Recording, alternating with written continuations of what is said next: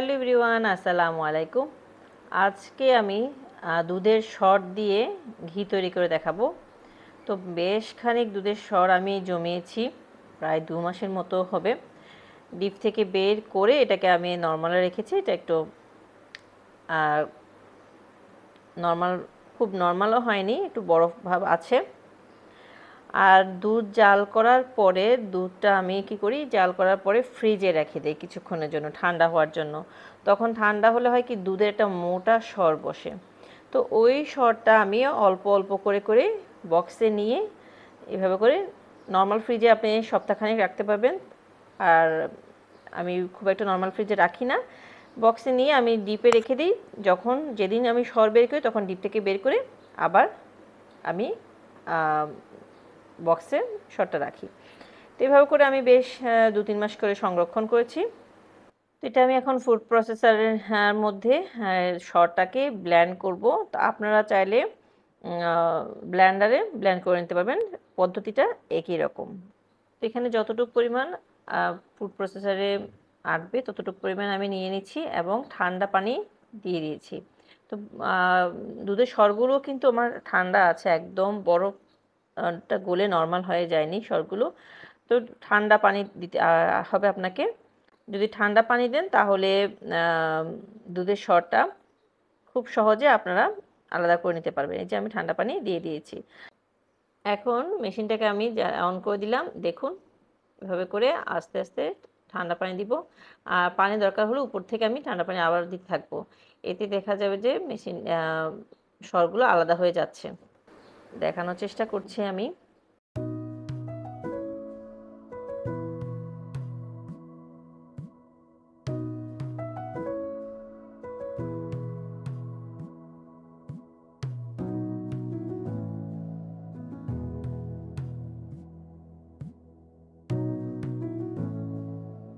দেখুন, এখানে পানি আর সর কিন্তু আলাদা হয়ে গিয়েছে। এখন আমি এটাতে একটা গামলা ঢেলে নিচ্ছি গামলাতে, আলতো করে। এটাকে এখন আমি এখান থেকে তুলে নিব। সবগুলো উপকরণ আমি সবগুলো এখান থেকে বের করে নিচ্ছি। এরপর হাতে এটাকে আপনার পানি থেকে এখন একদম কাজটা কিন্তু সহজ। এভাবে করে দেখুন, হালকা করে চেপে চেপে আপনাকে এটা সরিয়ে নিতে হবে, একটা আলাদা করে নিতে হবে যতখানি পানি বের করে নেওয়া যায়। তো ঠান্ডা পানি দেওয়ার কারণে আপনার এভাবে করে বরফগুলো বরফ বলি, দুধের সরগুলো একদম জমাট বেঁধে গিয়েছে, ক্রিমটা। এই পর্যায়ে কিন্তু এটাকে আমি ভালো করে নিয়ে নিচ্ছি, নিয়ে সবগুলো নিয়ে আবার আমি পরিষ্কার পানি দিব, দিয়ে আরও ভালোভাবে এটাকে নিয়ে নিব।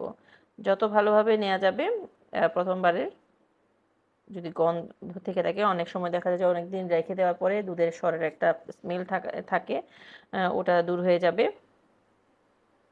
আমি কিন্তু এখানে ভালোভাবে এটাকে আবার পরিষ্কার পানি দিয়ে পরিষ্কার করে নিচ্ছি। এই পর্যায়ে এটা বাটার হয়ে গিয়েছে। এটাকে আপনি এখন সংরক্ষণ করে রাখতে পারবেন, যে কোনো বাটিতে সংরক্ষণ করে রাখবেন।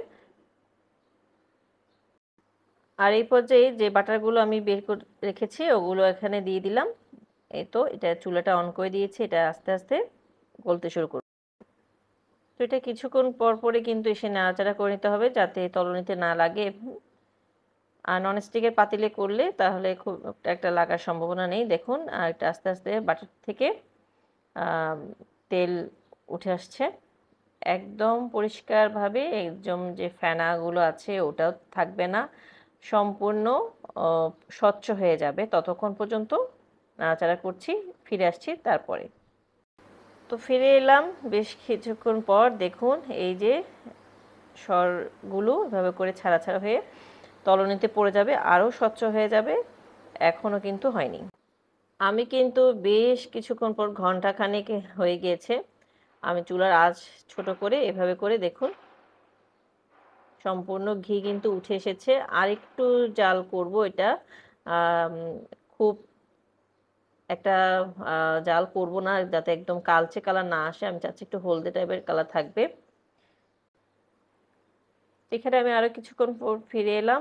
প্রায় হয়ে গিয়েছে। এটাকে আমি এখন চালনিতে চেলে পরিষ্কার করে নিব। তো নিচে একটা হাঁড়ি বসিয়ে আমি স্ট্রেনার দিয়ে দিলাম। এটাতে এখন ভালোভাবে আমি ঢেলে নিচ্ছি। এই যে